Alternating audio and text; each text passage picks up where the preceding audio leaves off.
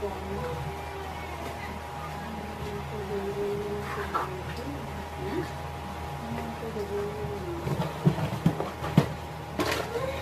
habaan mo. Ikaw lang talaga nagpunta. Nagay ka? Sige pa, be. Kunting push pa. Sige, buka mo lang. Buka mo lang kasi para matuto ka ka. Sige lang, bebe. Sige, 1, 2, 3, push. Tulak. Ganyan. Ang galing. Opo na. Ganyan talaga, bebe, kasi sumasabay yung lutiin mo. Ito ang hawakan mo. Bukal mo lang maigi ito, lambot. Nakita mo lang kanina si ate. Galing mo eh. Sige pa. Yan. Sige, iangat kundi yung pet. Yung pet ang iangat. Ayan, very good. Opo. Sige, pag walang sakit, pahinga.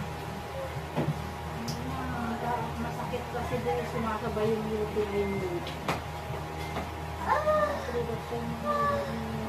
Sumasabay ako. O, pahinga. Anak ko na namin.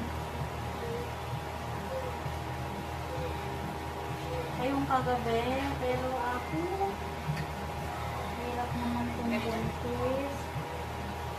Open close mo lang. Ako may kamig at iragas mo kung sa kanayan. Oh, para uso mo naman yung sa iba. Gusto mo nang makarapos. Habaan mo lang ha. Kaya mo lang mag-pray ka lang. Nandito na. Nakatulog ka ba kanina sa bahay mo? Nakapagpahinga ka naman. Kasi magpapagod na. Ang hirap sa hospital. Isuntok naman. Suntok mo, huwag mo na lang tignan.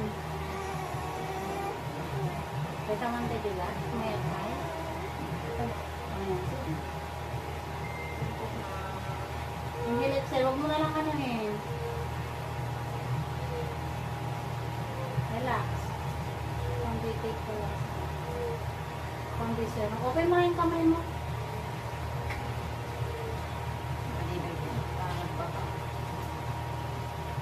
Sabi kong Jay ko balasan. Yung Jay Swero. Kasi yung Swero. Okay, sabihin. Kita ni Jay, hindi nang kulungan isunan kita nyo. Galing na ito rito ang galing. Push mo. Pass. Pass rate mo. Nababaunay namin. Okay, okay.